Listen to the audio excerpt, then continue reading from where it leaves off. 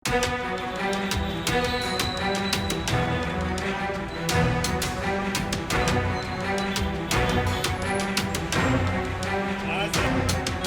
राज्याचं पावसाळ्यात सुरू आहे. राज्यातील सर्वात मोठा चित्रपट आपला हा जत तालुका आहे.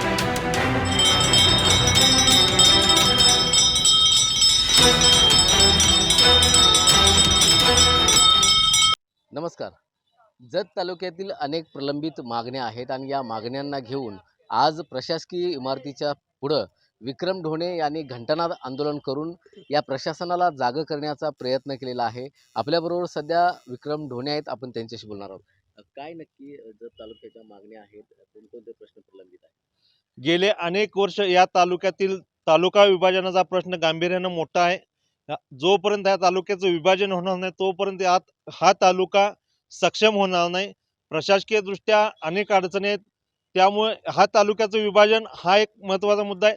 त्याच पद्धतीने या तालुक्यामध्ये उपजिल्हा ग्रामीण रुग्णालयाची कोट्यावधी रुपये खर्चून इमारत गेले 2 वर्ष झालं उभा आहे.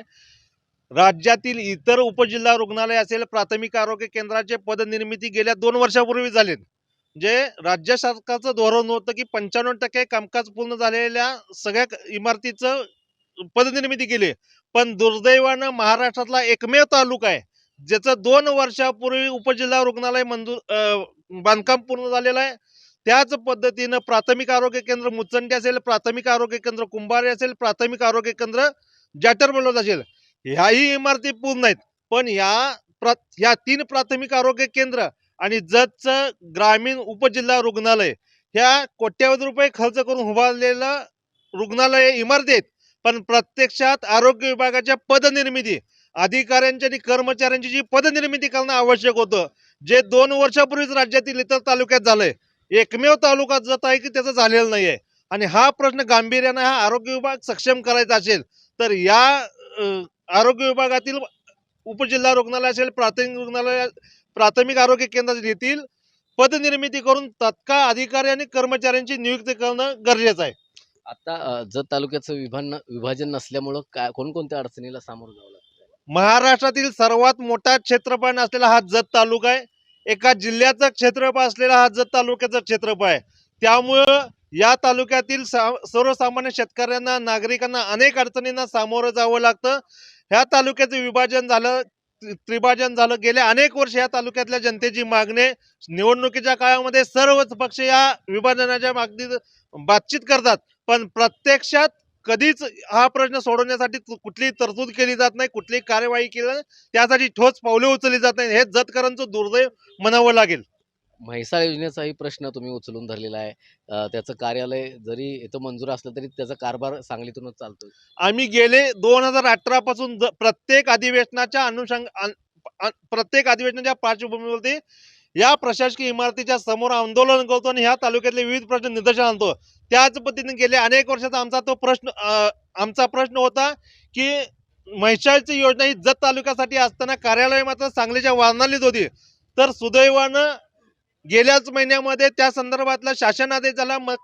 संबंधित मंत्र्यांनी राधाकृष्ण विखे पाटलांनी त्याची घोषणा केली, 1 जून पासून कार्यालय जतला हलवली जातील म्हणून, कामकाज चालू होईल म्हणून. पण प्रत्यक्षात घोषणा जरी झाली असली तरी प्रत्यक्षात सांगलीतूनच कारभार चालतो. त्यामुळे आमचं तेही मागणी नुसता घोषणा नको तर पूर्ण क्षमतेनं कार्यालय म्हैसाळ योजनेचं जत म्हणत चाललं पाहिजे. फक्त शिपाई आणि क्लार्क इथं येऊन काम करून उपयोग नाही. टेक्निकली सगळ्या ज्या गोष्टी आहेत, जे इंजिनियर असतील, अभियान, बाकीचे जे कामकाज जे सांगलीतून चालते ते 100% कामकाज जतमधून चालावं अशी आमची मागणी, जेणेकरून जतच्या नागरिकाला, शेतकऱ्याला म्हैसाळच्या कामासंदर्भात वारणारीला न जाता जतमध्ये त्याचं कामाची सोडवणूक व्हावी. यासाठी पुढची मागणी प्रशासनाला काय राहिली, इशारा काय राहिला? आमच्या जत तालुक्याच्या दृष्टीनं आम्ही सातत्यानं तालुक्यातल्या प्रश्नाच्या अनुषंगाने प्रशासनाकडे पत्रव्यवहार करतो, राज्य सरकारकडे पत्रव्यवहार करतो, पण राज्य शासन पूर्ण उदासीन आहे. सांगायचा मुद्दा म्हणजे जतला अतिरिक्त सत्र न्यायालय इमारत मंजूर झालेली आहे, त्यासाठी कोट्यावधी रुपये निधीची गरज आहे. पण निधी अभावी आज जतचं न्यायालयाचं कामकाज गेले 2 वर्ष झालं संत गतीनं चालू आहे. संत म्हणजे थांबल्यातच जमा आहे. त्याच पद्धतीनं अतिरिक्त सत्र न्यायालयाचं कामकाज चालू करण्याचे शासनाचे आदेश असताना सुद्धा फक्त राज्यकर्त्यांच्या उदासीन धोरणामुळे हे कार्यालय जतमध्ये अतिरिक्त सत्र न्यायालय चालू झालं नाही. दुर्दैवानं जतच्या शेवटच्या टोकाचे सांगली अंतर जर बघितलं तर जवळजवळ पावणे 200 किलोमीटर आहे.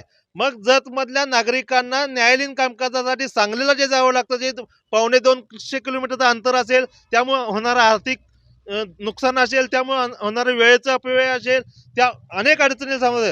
तर तात्काळ ज्या पद्धतीने मिरजेच्या BSNL ऑफिसमध्ये तिथल्या लोकप्रतिनिधीने असेल, तिथल्या राज्यकर्त्यांनी ज्या पद्धतीने मिरजेचं अतिरिक्त सत्र न्यायालयाचं कामकाज जर मिरजेत चालू झालं BSNL, तसंच जतमध्ये सुद्धा BSNL ऑफिसची मोठी इमारत आहे, त्या दृष्टीने नुसतं चालू आहे. पण ठोस पावलं उचलून अतिरिक्त सत्र न्यायालयाचं कामकाज BSNLच्या ऑफिसमध्ये चालू करावं ही आमची मागणी आहे. आणि यापुढे जर सरकारनं जर अशा पद्धतीनं जत तालुक्याच्या प्रश्नाकडे जर दुर्लक्ष केलं तर आम्ही जन आंदोलन मोठं उभा करू.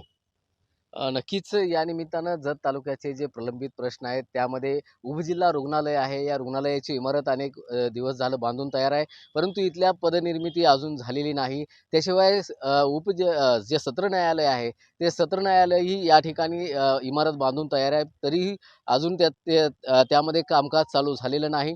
आणि त्याशिवाय जे इतर सगळ्यात महत्त्वाचा मुद्दा जो आहे, जो जत तालुक्याचं जे विभाजन आहे ते विभाजन ताबडतोब झालं पाहिजे. गेल्या अनेक वर्षांपासूनची ही मागणी राहिलेली आहे आणि ते जत तालुक्याचं विभाजन ताबडतोब व्हावं अशा तऱ्हेची मागणी विक्रम ढोणे यांनी केलेली आहे. आणि येणारं जे पावसाळी अधिवेशन आहे, या अधिवेशनामध्ये हे जत तालुक्याचे जे प्रलंबित प्रश्न आहेत ते तातडीनं इथल्या लोकप्रतिनिधींनी मांडावेत आणि ते तडीस न्यावेत अशा तऱ्हेची मागणी विक्रम ढोणे यांनी केली आहे. मोहन राजमाने, नवराष्ट्र न्यूज, सांगली.